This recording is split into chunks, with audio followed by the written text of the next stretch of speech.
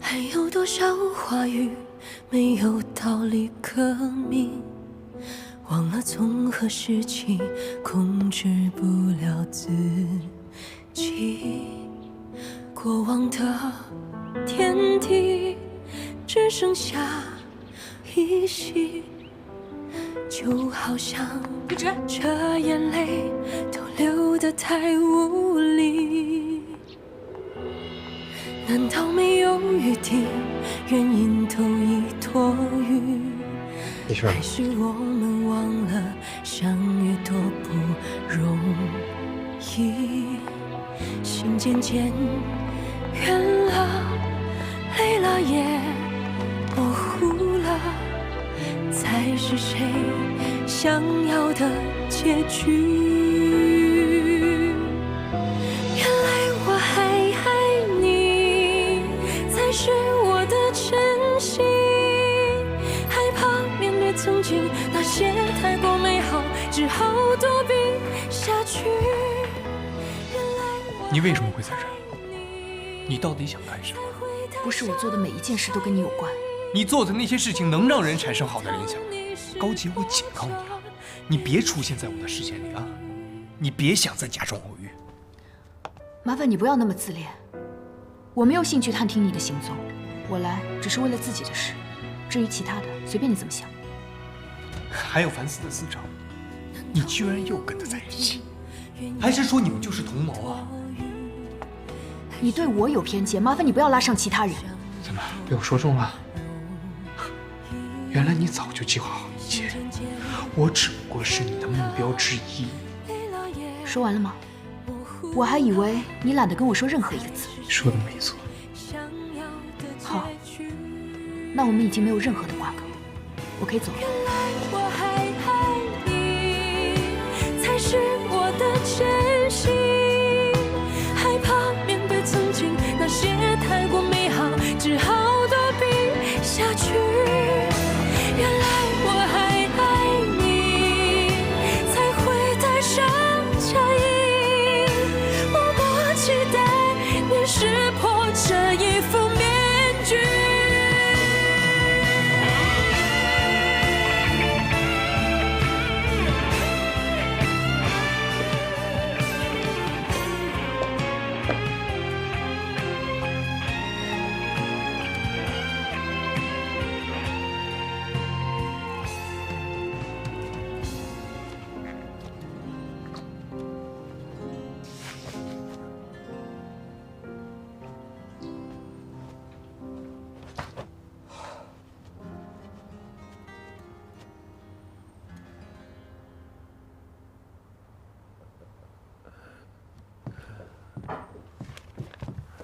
啊，刚刚碰上了个人，耽误了一会儿。没关系，我跟高小姐聊得正投机，坐吧。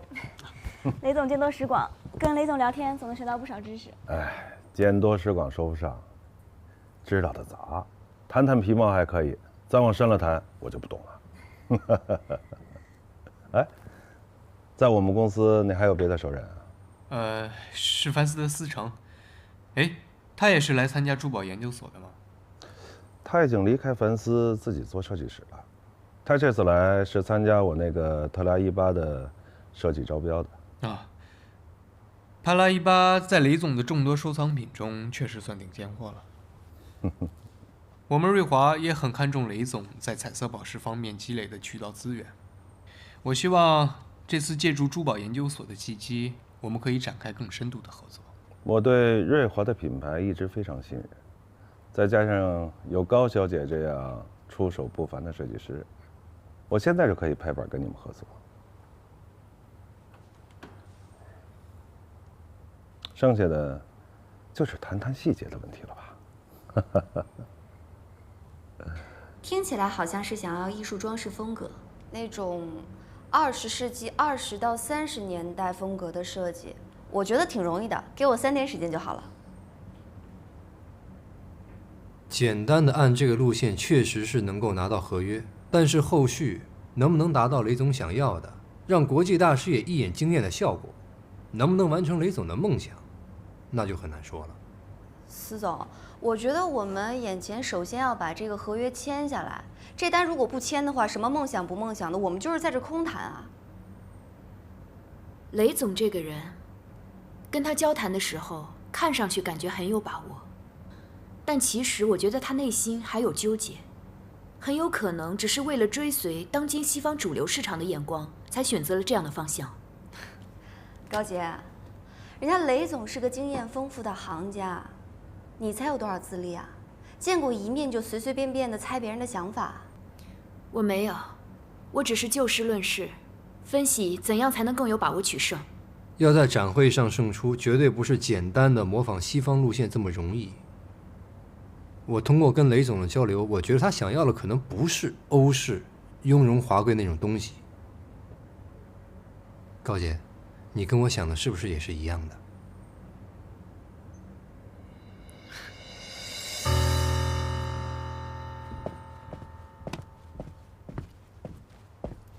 奶奶，你找我。哥，你也在。玉芝啊，肃静组的招聘怎么样了？其他的人员配备差不多都齐了，只差销售总监。在我的预料之中。现在好了，有一个合适的人选。是吗？谁啊？你要感谢于毅。镶嵌组的马总监，你觉得怎么样？你要借调给我的话，那你们镶嵌组的销售怎么办？我仔细观察过雷总，他对中国传统文化非常有偏好。从他的着装、配饰，还有办公室陈设来看，都是统一的中国风。还有他戴那个扳指，还有他那些行为举止，是不是？这样的人却提出了一堆欧洲贵族奢华、绚丽吸睛的要求，应该只是出于想在国际市场崭露头角的愿景，而不是出于真爱吧。现在跟上国际潮流就是大趋势啊！国内哪一家品牌不是这样做的呢？跟外国人做的一样好，这不好吗？这不对吗？难道你们是想要转头现在做一些小众的中国风啊？中国风现在已经不能用小众来形容了。抛开雷总的喜好不谈，光谈参展，以往中国风在国际上也是很抢人眼球的，尤其是这2年特别走俏。对，上次安东尼奥大师对中国风表现出很浓厚的兴趣。好，这个问题我们不用再探讨，我们已经达成共识了。剩下就是仔细想一想这些设计的细节问题，你来表述，我来动笔。司总，雷总人家的要求明……雷总的表述是雷总的表述，有时候未必要按照客户的要求做出来的才是最好的，因为客户永远都不会像设计师那样更了解珠宝设计。有时候他们的表达未必能够100%表达他们的内心，那我们要做的是什么呢？我们要做的就是帮他们找到他们真正想要的是什么。所以我们做的绝对不是保险的设计，而是直击客户灵魂的设计。你只有这样，你才能够战胜所有的同行，赢得比赛，赢得雷总的心。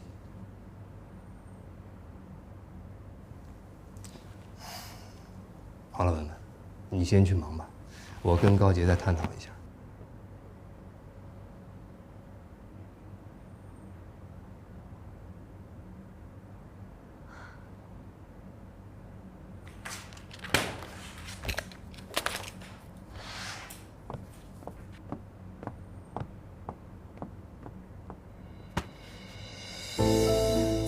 明明我才是帮雷向东设计的那个人，凭什么高姐一来就抢了我的活儿？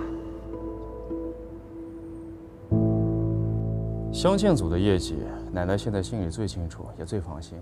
奶奶现在最担心的，倒是你们苏金组那边。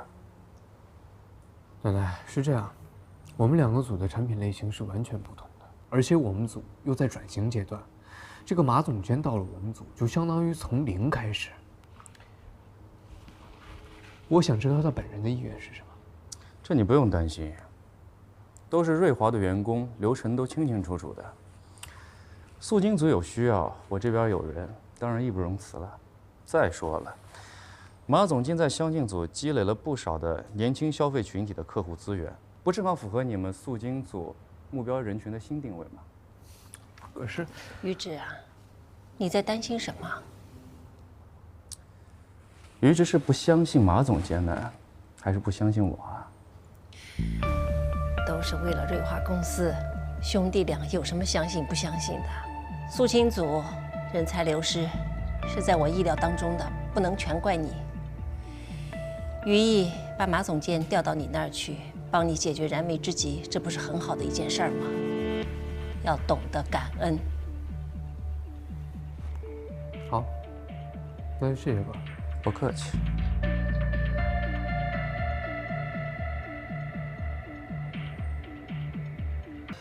你们这效率太让我欣赏了。您是我们最重要的客户，而且这次的设计我们俩可以说是一拍即合，我保证出来的成品完全符合您的期望。是吗？来我看看。这个设计叫做时光之轮，运用了中式美学，呈现禅意质朴的风格。中式美学。我们上次谈的应该是华丽的西式珠宝设计风格，我没记错吧？没错。那司先生、高小姐，我想请问，什么叫做定制？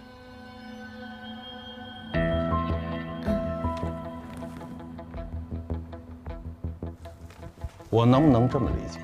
你们二位根本就没有搞清楚我们上次谈的设计方向。那么对于这种完全违背了客户意愿的设计，我就不看了，浪费我的感情和时间。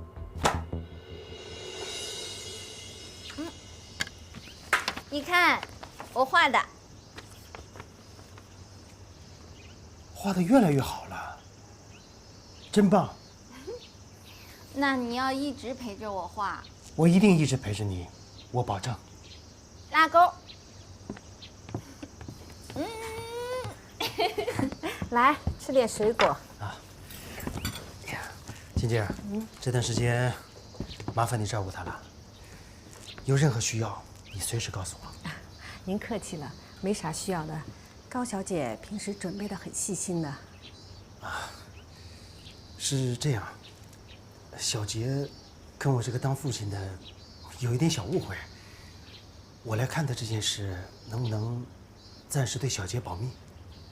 啊，既然您这么说，就听你的吧。谢谢秦姐。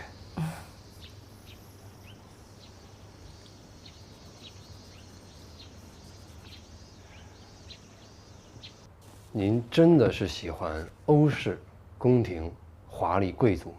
虽然这些都是国际大赛上获奖作品的贡献，但真的是您真实喜欢的风格吗？司总，那你的意思，你比我自己还了解我想要什么？雷总，我们是认真做过功课的。雷总，请让我占用您1分钟的时间，向你解释一下我们的设计。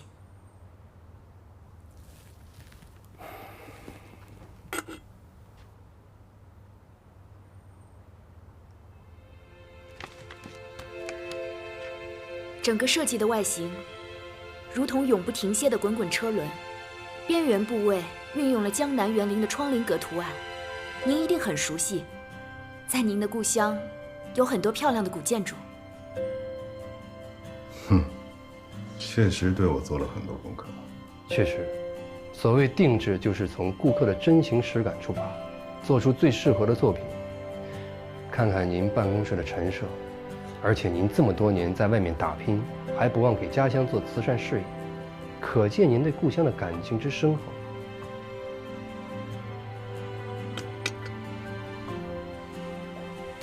那我这颗帕拉伊巴，它的设计理念是什么？窗棂格代表心灵之窗的话，那这一颗纯洁无瑕的帕拉伊巴就是看向远方的慧眼，正暗含了雷总希望看到中国设计能走出国门的心愿。同样的，我们也希望能让海外评委感受到中国的古典元素。这就是我想要的设计。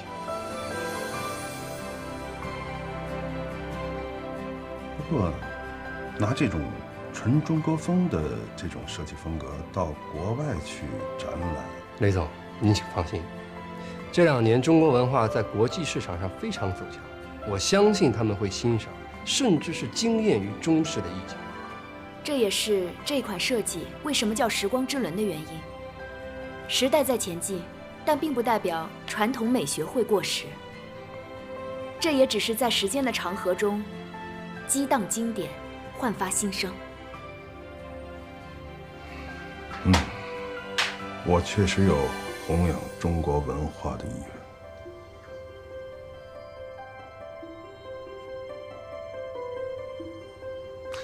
既然你们2位这么有信心，我这次就跟你们赌了。设计方案就定这个，你们抓紧时间完成作品。谢谢雷总。谢谢雷总，我为我刚才的不礼貌向你们道歉。是我们之前没有讲清楚。您放心，一定让你满意。我期待。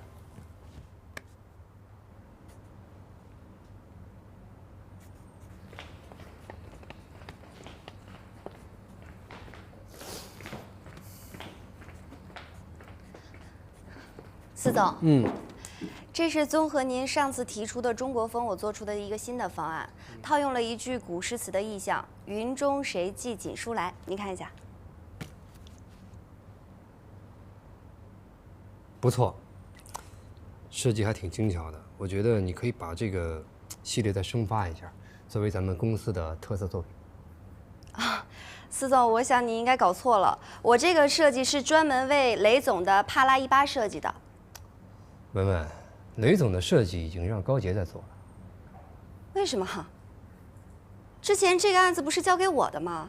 而且前期所有的资料都是我来收集的。文文，这个项目呢，你一直很上心也很努力，这个我都看在眼里。但是公司的设计是大家的，谁的合适我们就用谁的。而且刚好是高杰的设计打动了雷总，那能怎么办？我觉得你不需要有心理负担，你也很优秀，以后的机会多的是。他的设计，一个连简单的初稿都画不出来的人，你说是他的设计？而您在干嘛，老板？您在为他画图啊？文文，设计最重要的是构思，我不过是把高杰的构思呈现出来，有什么不可以？我觉得你作为一个很有潜力的设计师，不应该对设计的认知这么肤浅的。好，我肤浅。您是老板，您说什么就是什么。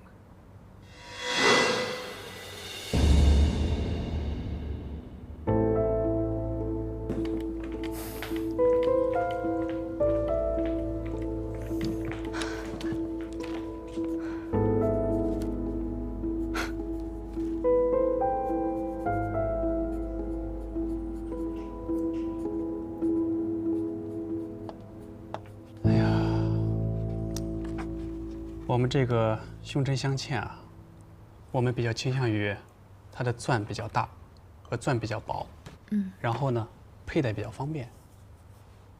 我以前工作的地方有一个老师傅，他姓郑，技艺精湛。他做那种镂空的镶嵌，找的每一个角度都非常的刁钻，而且出来的成品都非常的轻盈。要是他在的话就好了，可能可以给我们很好的建议。哎，那我想问一下，那我们是否可以请教他呢？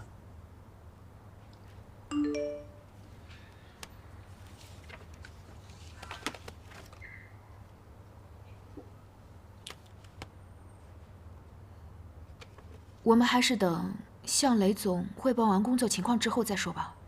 来，好，哦，来，雷总来了。我来介绍一下，这位是瑞华的小于总，别看年轻。本事不小，啊，这位是水之遥设计室的设计师高洁小姐，哎，他们这次的中国风设计啊，非常的出色，我能不能拿奖就靠他们了。啊，把设计图给小于总看看。好，于总。来坐。哎。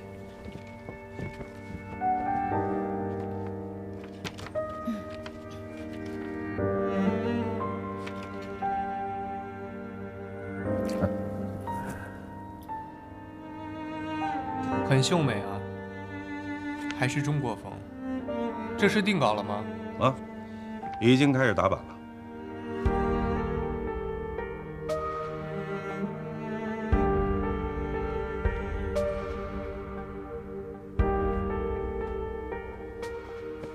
雷总，我出去打个电话，一会儿来向您汇报工作情况。好，你忙你的。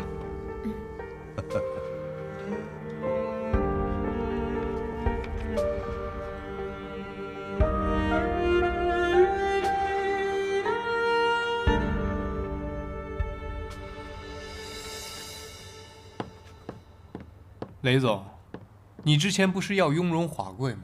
啊，原来是想要雍容华贵的，但最终还是他们说服了我，让我不要依附于别人的眼光，忠实自己。还是这么能言善辩啊！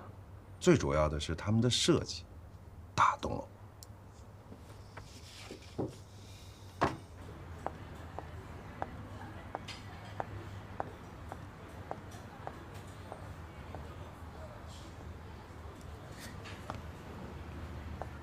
你好。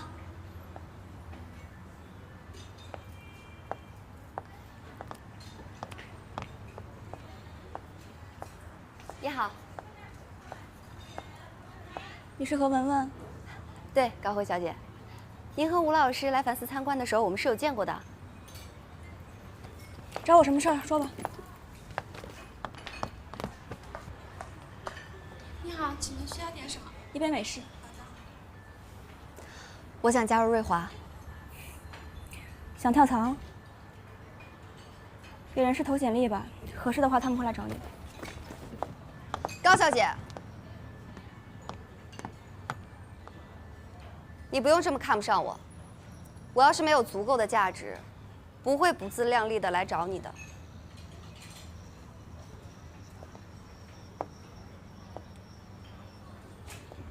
让我加入瑞华，我们会成为盟友，因为我们有一个共同的敌人——高洁。你怎么知道我和高洁的关系不好？瑞华之夜的时候，高洁抢在你前面展示了自己的珠宝，他想赢得安东尼奥大师的青睐。这种下三滥的手段，只有他能做得出来。你对高洁还挺关注的。那个高洁在凡斯的时候就不是什么好货色，在背后说别人坏话，搞得我在凡斯左右不是人。现在呢，他不仅抢了我的客户，还偷了我的设计稿。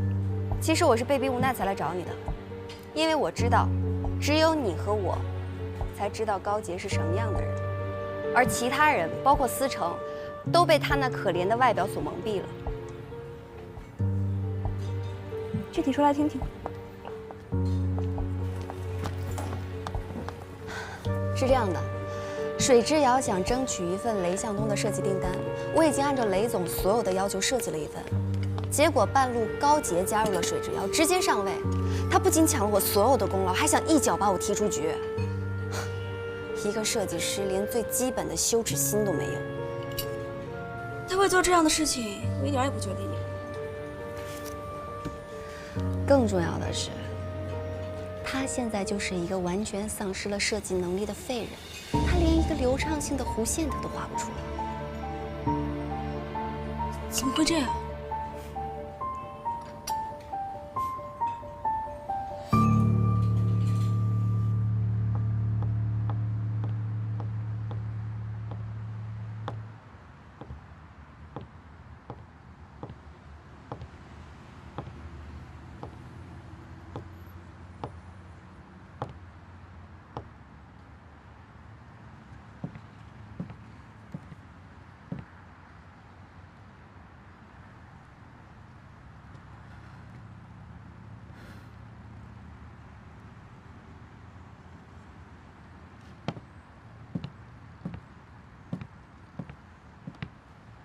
怎么哪儿都有你啊？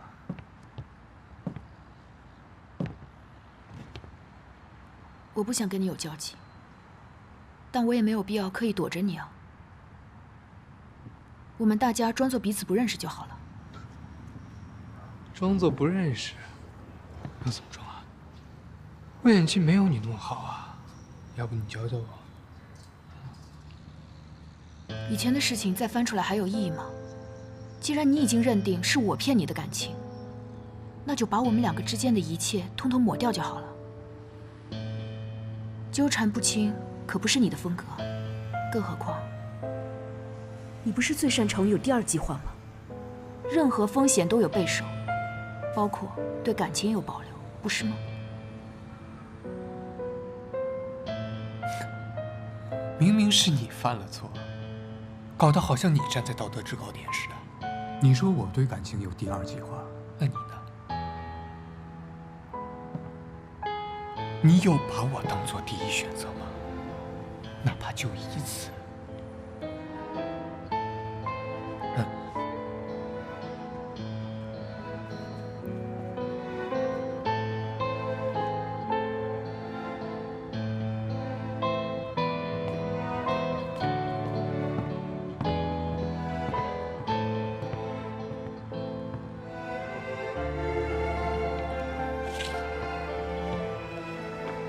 玉芝，我麻烦你收敛一点。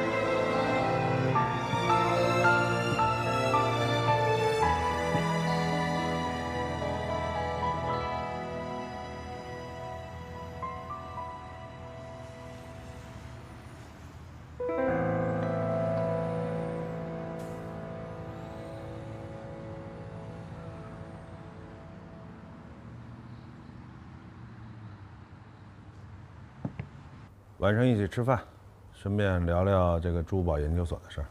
哎，今天晚上就算了吧，我还有别的约。雷总，我们成品有点问题，打算回去商量一下。要不咱们今天就到这儿吧？哎，正好我刚刚约了于总吃饭，咱们一起吧。商量什么时候不能商量啊？吃个饭，放松放松，啊？要不去吧？于总，你看看人司总多给我面子，你什么约会那么重要啊？啊？约了上次那高小姐是吧？约她一起吃，都是同行，认识，今后还有合作的机会呢。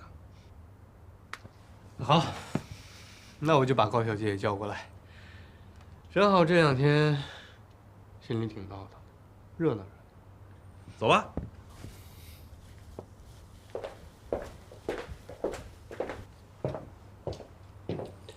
走吧。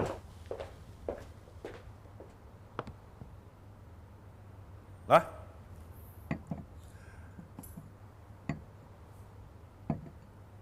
几位都是设计界的翘楚，今天大家相聚，就算认识了，以后一定要多多合作。我敬大家。哎，我先干为敬。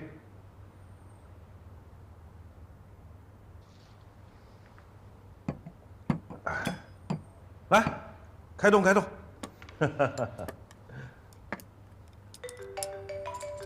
哎，你们吃，我接个电话。什么事儿这么急啊？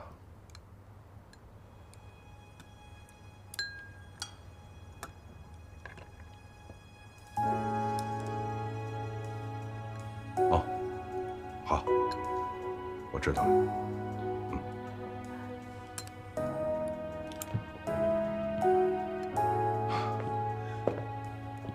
抱歉啊，各位，有件特别重要的事儿，一定得我去处理。我今天就没法陪大家，你们别客气，想吃什么就点啊。我先失陪。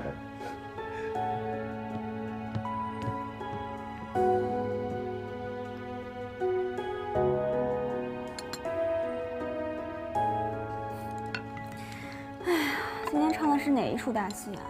什么人都能坐到一起吃饭，勇气可嘉呀！玉芝，我减肥，晚上不吃肉的，你帮我吃了吧。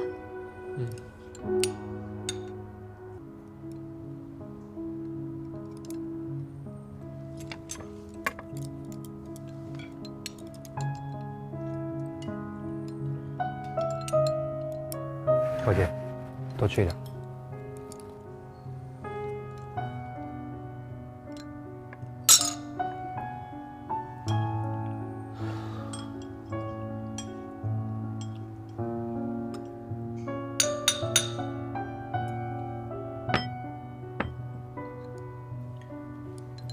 不用讲了。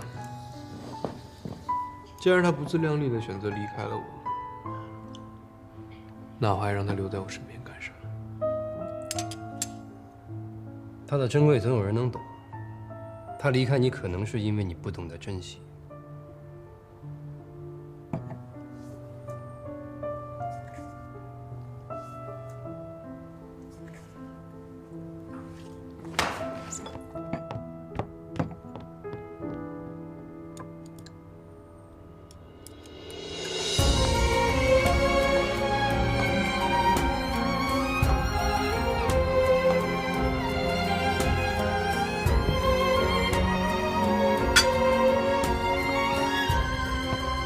碍眼的人总算走了。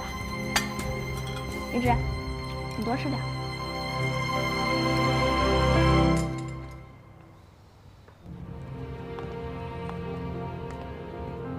要不要陪你去吃点东西啊？哎，那这顿饭又当减肥了，你可要好好保重身体，不然的话，我担心你可扛不起我水之耀的大旗哦。水之耀的大旗可是你该扛的呀。你这么有能力啊，等过2、3年，我就可以当个甩手掌柜的了，何乐而不为呢？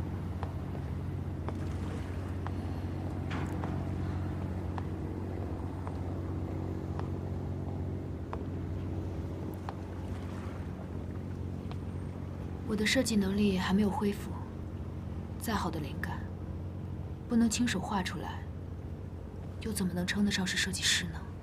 你不要把希望都压在我身上了。何文文也很优秀。何文文，她已经去瑞华了。什么？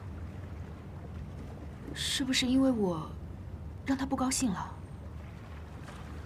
人各有志嘛，毕竟瑞华这么大的公司，她想去也是正常的，别多想了。啊，对了，刚才你真的没事吗？反正事情都这样了，上天已经惩罚了我，收回了我的才能。我也不想卷入其中，再去追究谁利用了谁。接下来，我只想好好照顾妈妈，从头开始，过新的生活。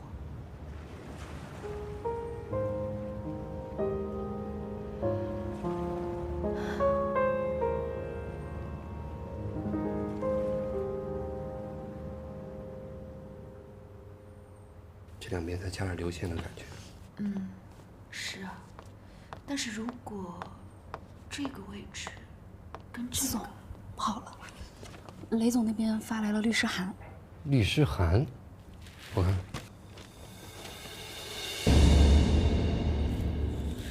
这个事情先不要跟其他员工说，今天照常工作。我跟高杰现在就去问问雷总到底怎么回事，先去忙吧。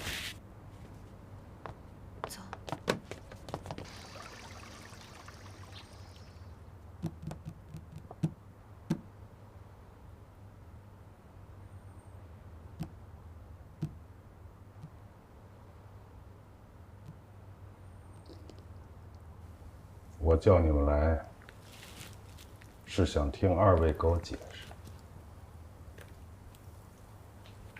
这个时光之轮为什么是人家瑞华的设计？雷总，这个就是我们水之遥的原创设计稿，我用我的人格担保，不可能存在抄袭的情况。你用人格担保，有用吗？瑞华的高会已经拿着律师函警告我们停止使用，人家有这个设计的版权证明。高会，我那么信任，那你们呢？啊，拿着抄袭来的设计方案回报我，你们这是欺骗！雷总，这里面一定有误会，肯定是有人动了手脚。那好，你给我解释解释，这个律师函怎么来的？啊？时光之轮如果停下来，那我的特拉188就一定要从底座上取下来，对不对？他的指定那么做，万一有个不小心，我的珍藏品就成了废物。你们不会不明白这事儿吧？雷总，我理解您现在的心情，您能不能给我们一点时间去调查一下这件事？调查什么？版权证明在人家手里，你还调查什么？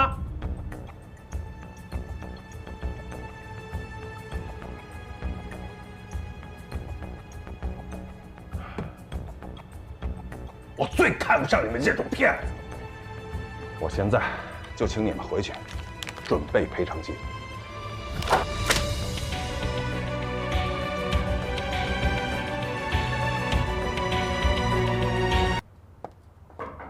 进。司总，这个是刚才雷总公司派人送来的。好，你先出去吧。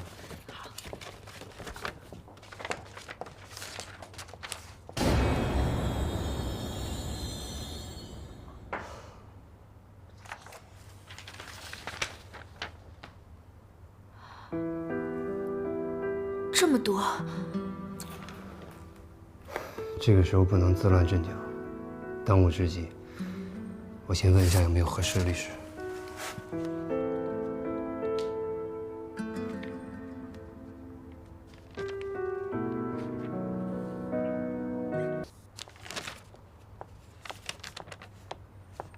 于臻，你看看这个。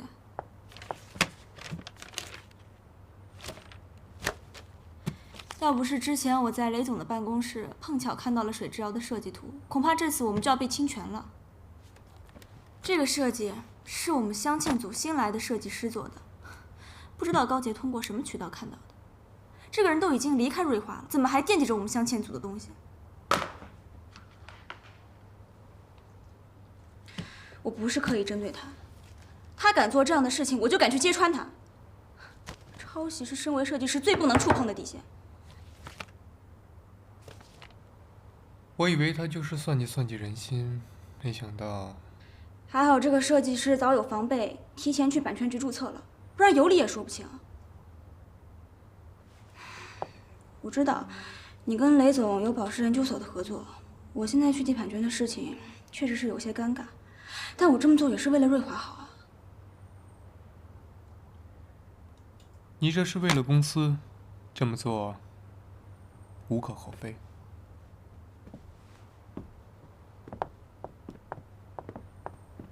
那我先走了啊，给你带麦了。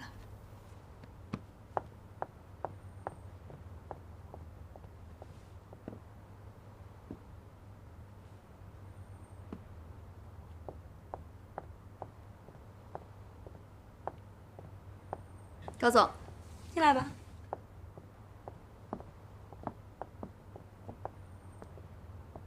谢谢你啊，真没想到我一个新人，你这么帮我说话。我是眼里容不下沙子的，像高杰那样的人做的坏事太多，却得不到应有的惩罚，我不能看他逍遥自在。你放心，我一定帮你主持公道。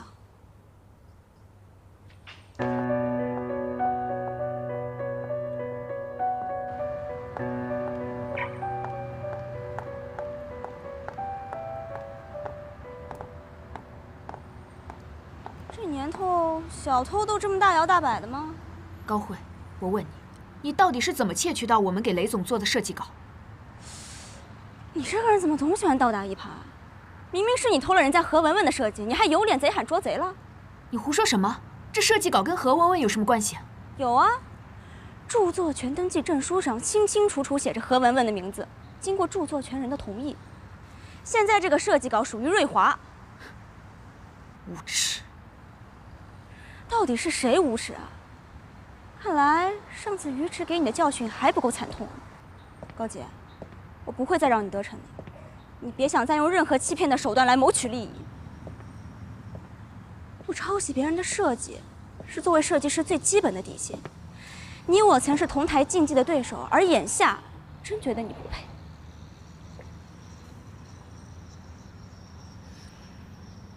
你根本就是在颠倒黑白。怎么了，高小姐？又在这儿故伎重演，偷人东西，来这儿装可怜是吗？怎么不说话？应付这种事情不是你的强项吗？居然你也信了？原来我们之间真的连一点信任都没有。千万别在我面前提这个词，你不配。你怎么还有脸跟鱼池说这样的话？你伤他还不够深吗？过往的天地只剩下依稀，就好像这眼泪都流得太无力。难道没有余地？原因都已多余，还是我们忘了相遇多不容易？心渐渐远了，累了也模糊了，才是谁想要的结局？原来我还爱你，才是我的真心。害怕面对曾经那些太过美好，只好躲避下去。原来我还爱你，才会带上假意，默默祈祷你识破。妈，晴姐，我回来了。小杰，小杰，快来吃饭，吃饭。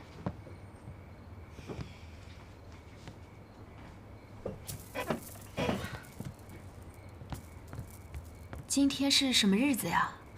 这些啊，都是你妈妈特地叫我买的，说这些都是你最爱吃的菜。小杰瘦，小杰要多吃。行了，你们先开饭吧，我就先走了。明天一早我再赶过来。辛苦了，晴姐，明天见。明天见。拜拜，拜拜，多吃点啊。嗯。小杰，快坐啊。嗯。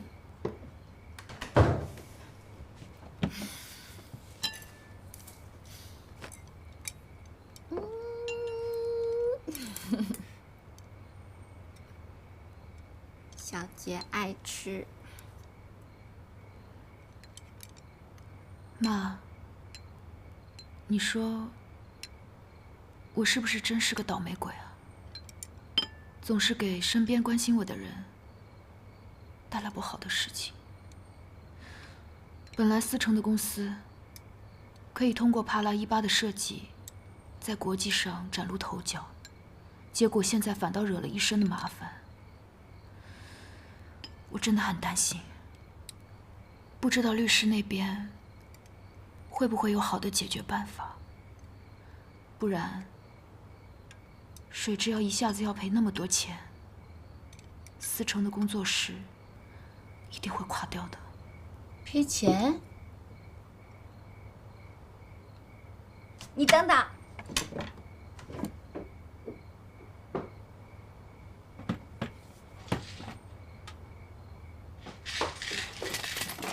我的，给你。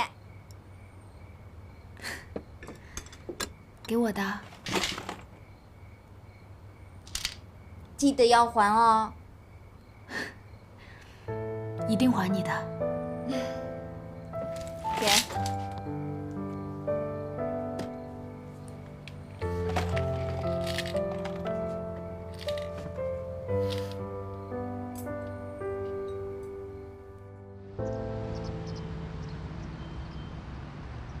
我让你们两个来，是商量一下股权的事情。最近调查清楚了，周维贤和你爸爸的股权已经落到了樊斯的手里。我研究过公司的章程，当时为了争取周维贤入股，答应好他，按照他的条件，在章程里边约定，所有的股东都要放弃对于拟转让合同的优先认购权，就是说，瑞华所有的股东都可以自由地买卖自己手上的股权，而不经过其他股东的同意。也就是说，樊斯可以不经过我们同意，就行使股东权利？是。樊斯有我们公司的股份，就算他不控股的话，对我们的经营也可以发话，所以我们现在非常的被动。这就是羊入虎口啊！当初就不该引进周维贤。过去的事情说了也没用，可是还好，我们3个人手里的股权加起来超过了半数，也就是说，我们是可以控制瑞华的局势的。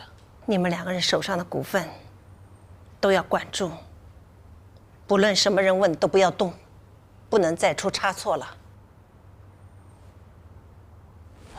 奶奶，您放心，我会回去再排查一下，看看还有什么漏洞。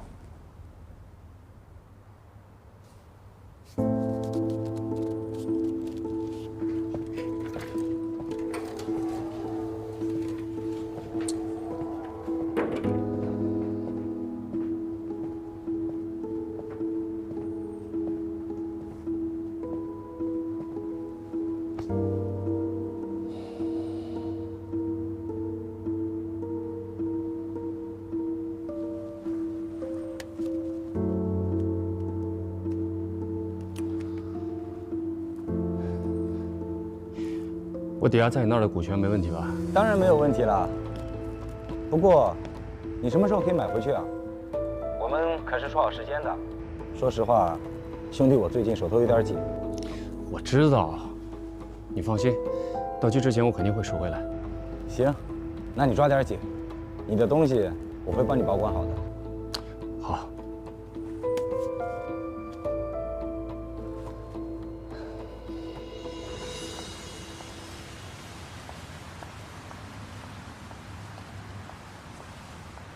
思成，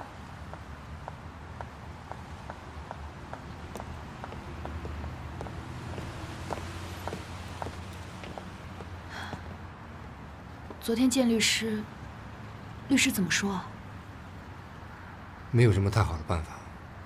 律师说，版权这种事情，如果没有强有力的证据可以证明，咱们设计时间先于他们注册的时间，就很难再翻过来。是不是因为我和温温才会做出这么极端的事？跟你没有关系，是我太大意了。要不，我去找他谈谈。别去了。既然他已经注册了版权，说明他早就想好了要针对我们。实在不行，就把公司卖掉赔偿损失。当然不行，这是你辛苦创立的公司，不能就这么毁了。我们一定会想到其他办法的。还能有什么办法？我可以去找瑞华的人，求他们把版权卖给我们。不行，你千万不要去求他们。那个高慧也好，于志也罢，他们一定不会给你好脸色看的。我宁愿工作室关门，我也不要你去瑞华受他们羞辱。别太担心了，我约了几个朋友谈筹钱的事情，得先走了。你先去忙吧。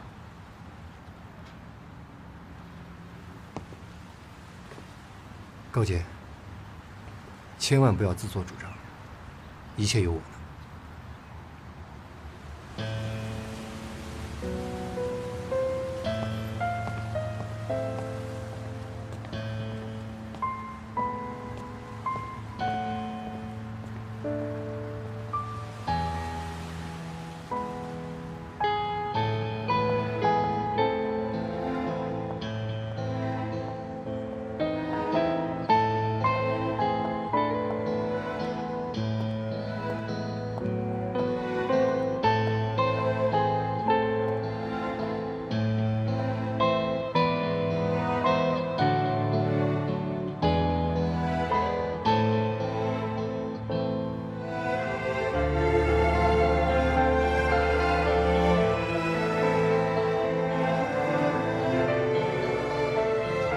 明明是你犯了错，搞得好像你站在道德制高点似的。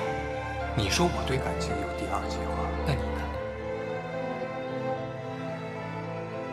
你有把我当做第一选择吗？哪怕就一次。高姐，还有什么好纠结的？思成帮了你那么多，跟保住他的公司比起来，于直的羞辱又算得了什么呢？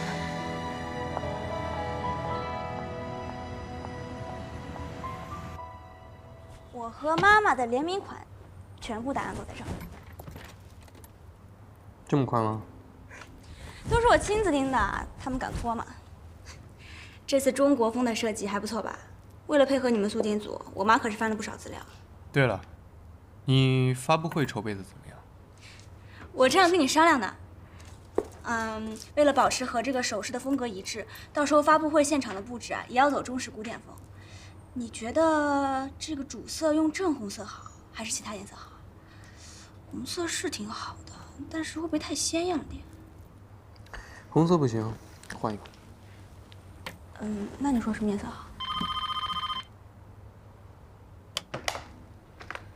小于总，这边有位叫高洁的女士想要见你。不见。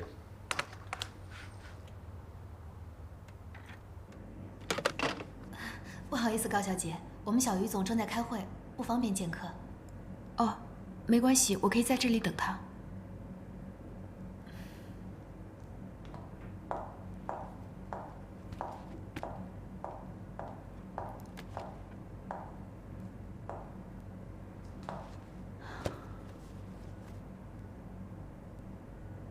哎，高洁怎么来了？他骗了小于总的感情，怎么还有脸来啊？对。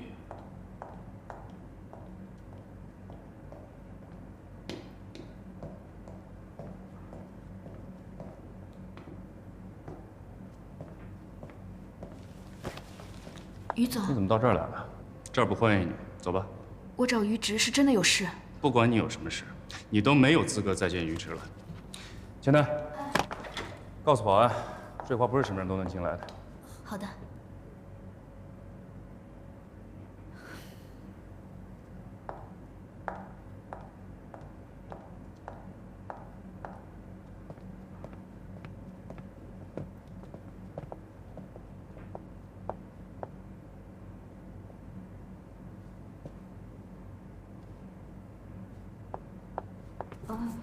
我刚在和于之讨论后天发布会的细节。发布会？素金组发布会？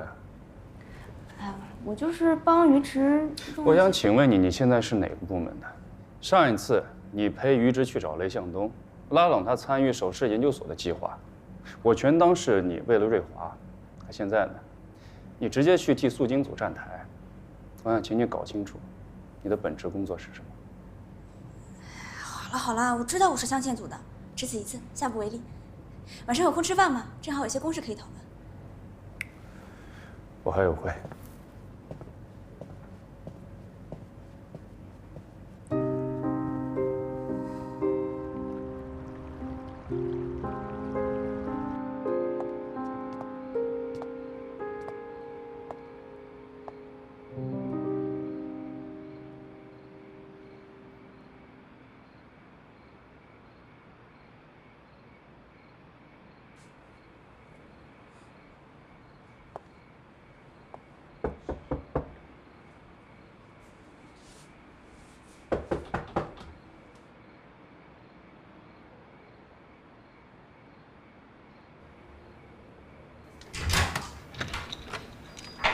你来干什么？我那些东西是你的，带走的。不需要了，你直接扔掉就好。我来是想求你，把帕拉伊巴的设计稿授权给水之遥，跟水之遥合作。我真佩服你啊！你还有脸过来求我？如果你今天不答应，我就在这里一直等，等到你答应为止。随便。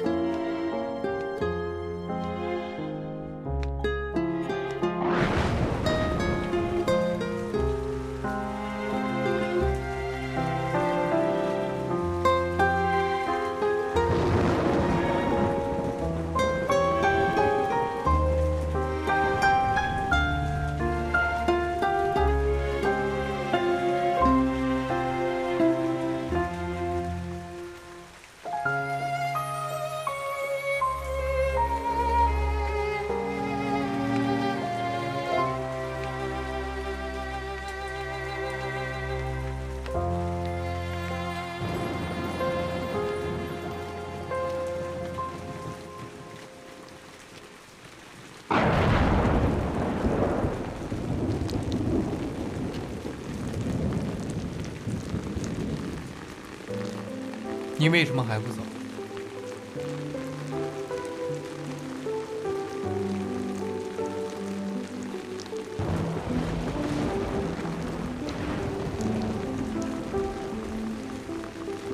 你愿意跟我好好谈的话，我不会赖在这里不走。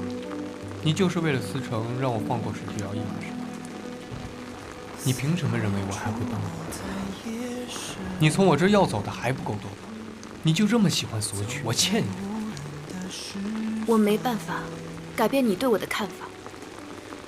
我来也不是为了跟你吵架，但是思成是业界难得的设计师，他的名声不该就这么被损害。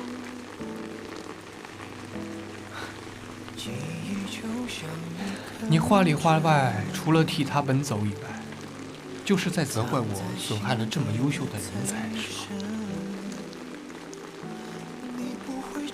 既然他这么优秀，让他自己来摆平。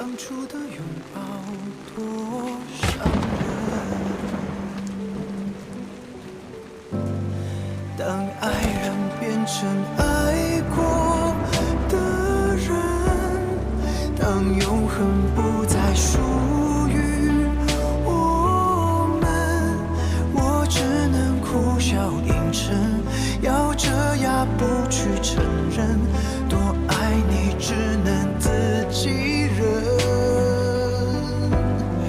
当爱人变成爱过的人，当我的关心无缺再问，为何最熟悉的人非要变得那么狠，变得连做朋友都不能。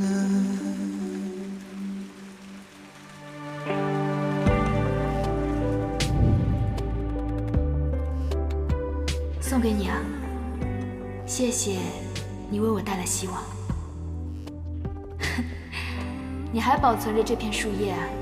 当然啦，这是你送给我的第一份礼物，我当然得好好珍藏。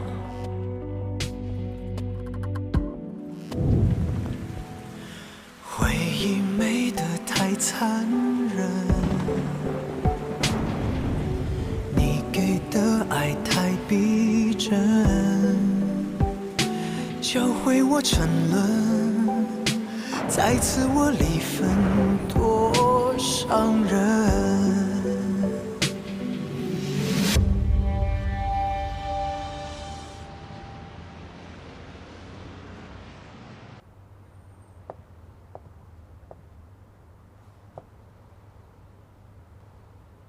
董事长，没想到您还愿意见我。之前的事情，我知道错了，对不起，让您失望了。要说不生气，是不可能的。你是我的小辈，你辜负了我的信任，但我一直在等你给我一个解释。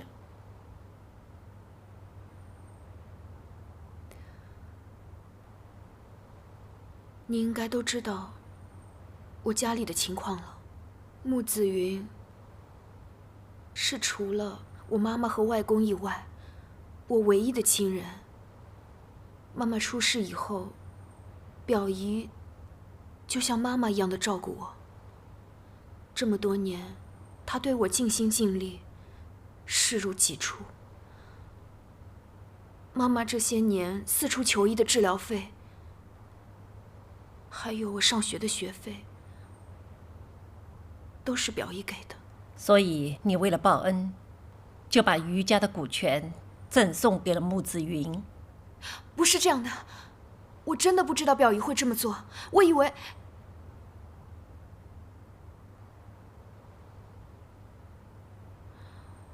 我万万没有想到，有一天，连表姨也会骗我。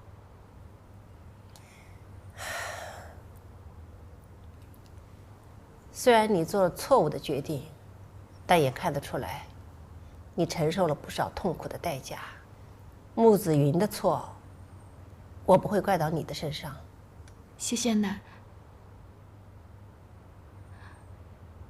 谢谢董事长。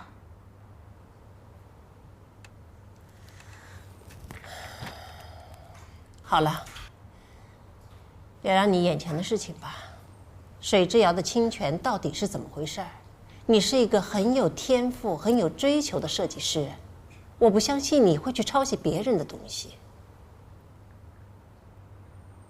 其实，这一次的设计稿根本不是我画的，是思成。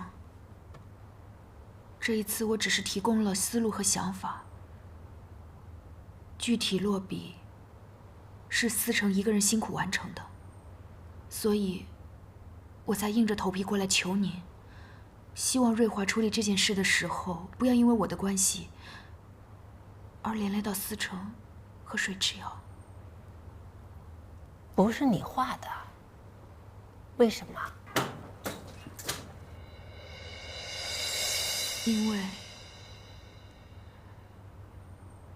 因为我的双手已经再也画不出设计稿了，我已经彻底失去了设计的能力。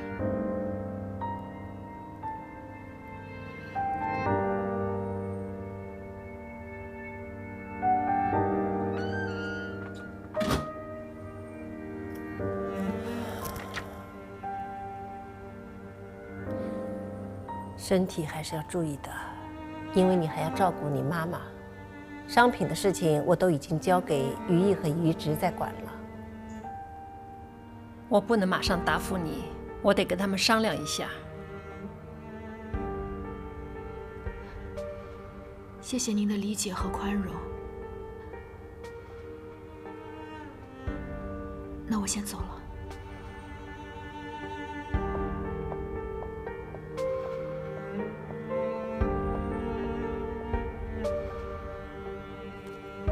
不是你画的，为什么？因为我的双手已经再也画不出设计稿了。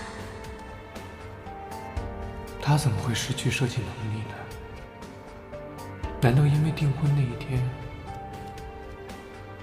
可是明明是他设计害我。他难道不知道会有什么后果？还是说，他又在欺骗？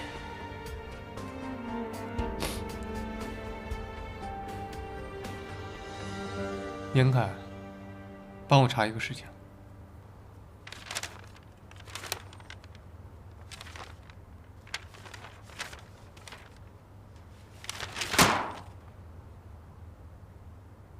最近镶嵌组的设计一落千丈。你们自己看看交上来都什么东西。下个季度如果还是这个水准的话，设计部就可以解散。散会。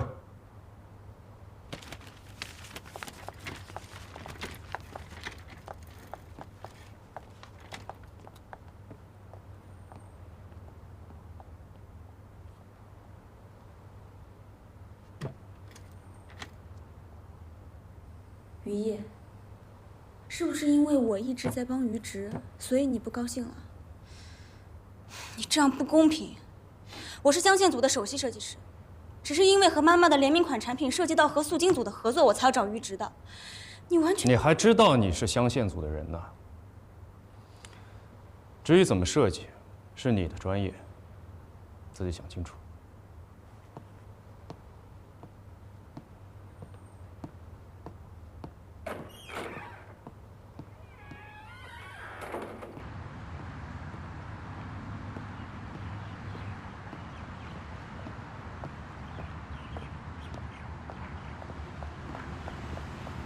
于直，我还是想请你。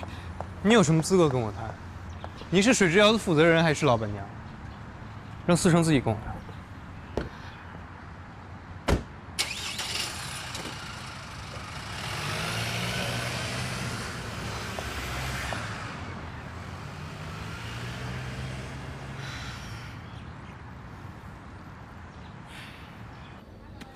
这是授权书，你看一下。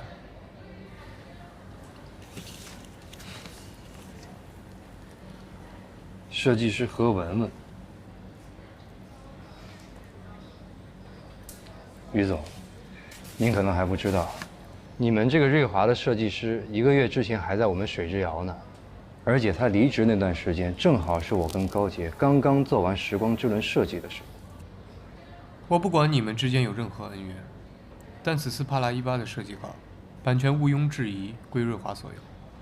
我们瑞华可以不起诉水之遥，不过条件就是你跟高洁必须继续跟进帕拉伊巴的后续制作，直至作品完成。是，帕拉伊巴本来就是我们的设计，跟进到制作完成那是理所应当的。此外，成品完成之后将送往纽约参展，只会以瑞华、雷总的名义送展，不会再提及水之遥。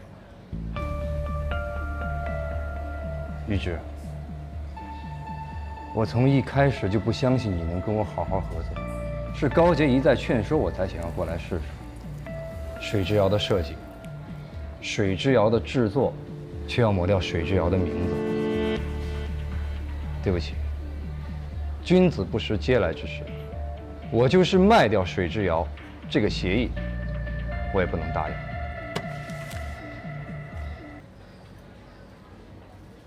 你倒是挺有傲骨啊，可你知不知道，你这份清高是谁给你的机会？你知不知道高洁为这件事情求过我多少次？难道你思成的傲骨，就是建立在一个女人低三下四的恳求上？就这件事情而言，他至少比你更冷静，更清晰。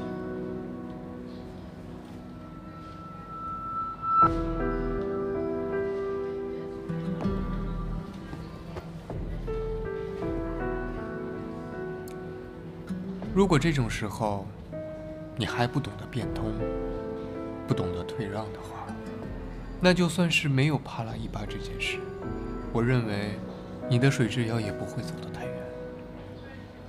我们都是公司的掌舵人，你应该明白，意气用事是解决不了任何事情的。我听雷向东说，此次的时光之轮准备采用中西结合的功能。高洁再三跟我提及你的能力优秀，那么优秀的设计就要有优秀的制作来相乘。既然我们瑞华同意跟你们合作，那你何不抓住机会，好好利用一下瑞华定制组的功力，放下你那些所谓的个人尊严，好好想一想，瑞华是你唯一的选择。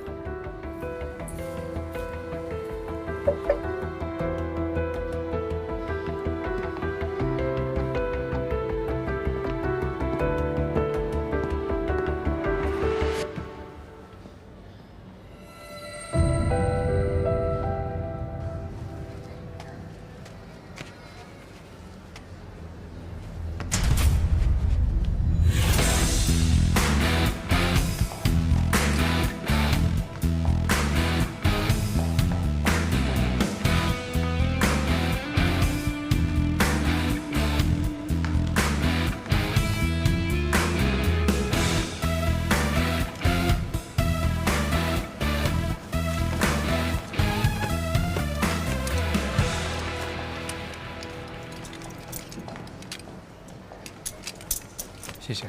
好，不客气。怎么了？找我什么事儿？于之，我问你，你是不是私下和水之遥和解了？版权还归瑞华所有，免费让他们跟进，不好吗？我不同意。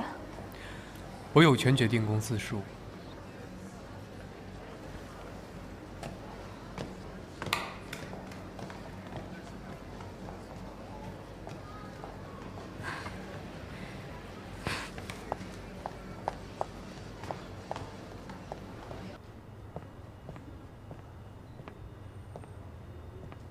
高姐，都谈妥了。怎么样？他有没有提出什么要求？没什么，瑞华定制组要参与制作，而且版权也归瑞华所有。可能这次咱们俩要当个免费的工匠了。什么？这你都答应了？他摆明了就是要给你难看。不行，我要去找于之。高姐，别去了，这已经是目前来说最好的结果了。我想过了，接下来就是去瑞华继续工作，我一个人应付得了，你就别去了。那怎么行？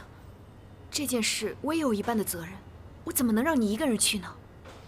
你呀，到底是把于之想得太可怕了，还是把我想得太软弱了？不是。好了，我答应你，咱们一块儿去。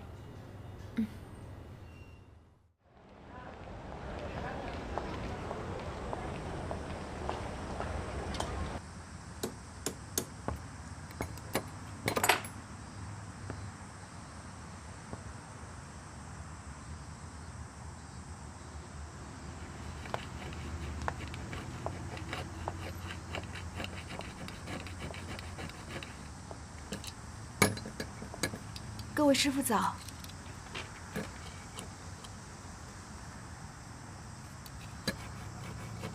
大家吃早饭了吗？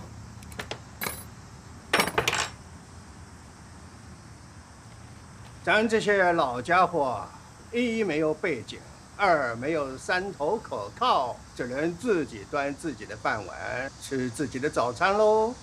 哎，这里谁没有吃早餐啊？啊！赶快走，赶快走，赶快走！咱们瑞华庙小，饭菜简陋，养不了白眼狼。蔡师傅，您别这么说了，你们几位可都是我一直很尊敬的师傅呀。我们这些老头啊，该交的也都交了。再说了，我们也没有瑞华的股份，就别在我们这花心思了啊。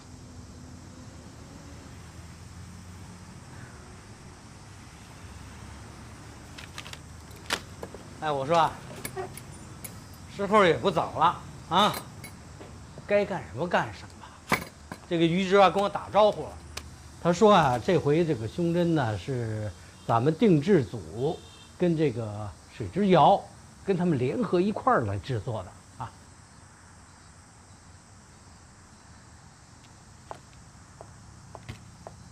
郑师傅，这就是那个胸针，您看看。哎，老郑，沏了茶怎么不喝呢？喝茶，喝茶，喝茶，喝茶呀！真是的，茶沏了不喝干嘛？喝茶。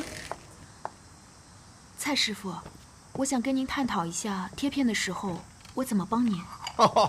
我可不敢劳你大驾哦。胸针贴片那需要很薄的那种金箔纸，我自己做的时候都大气不敢喘。要来一个年轻气盛的，这万一吹坏了，整个要重做，工期就耽误了嘛。就是，我那儿也不要别人掺和，他们这个西洋工艺，跟我这中式老式的双开就好。双开，可是工艺不同，分开做完再焊接，怕会出问题啊。出问题也是那些洋门业的问题啊。嗯。那我们千百年的工艺了，会出什么问题啊？就是。好了好了好了，蔡师傅、林师傅，这个胸针呢是代表瑞华去参展的，所以也代表了瑞华的门面。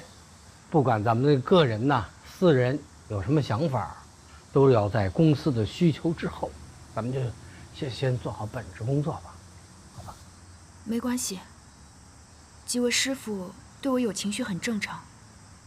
我先做点别的吧，让大家先消消气，之后再讨论合作的事。郑师傅啊，我可以用哪个工作台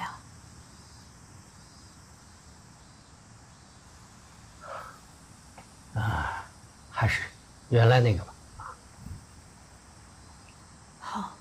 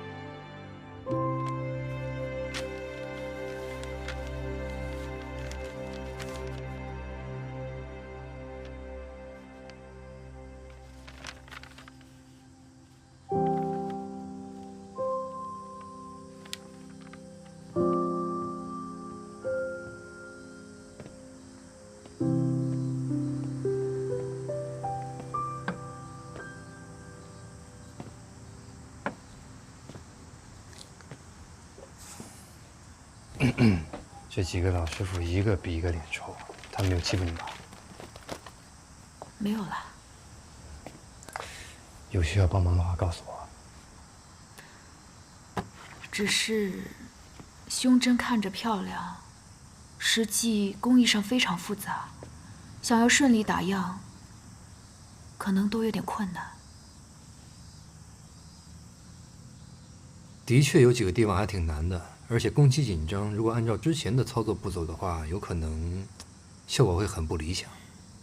你看，因为这款胸针结合了东西方不同的工艺，所以我们要先把工艺拆分开来。那么目前这个阶段，窗棂格的工艺，还有母贝的打磨、镶嵌，交给师傅们去做。牵扯到新工艺的帕拉伊巴镶嵌呢，我们两个去完成。新工艺主要是起到支撑和借力的作用，我们两个来做问题不大。但是想要跟老工艺结合好，还要做到效果统一，那需要双方配合的默契程度非常高。还有，老工艺和新工艺用到的设备也不同，电压和温度的标准也不一样。我们还要解决连接焊点的问题，可以说是难上加难。先这样吧，咱们先把能做好的先完成，剩下的我们回头再想办法。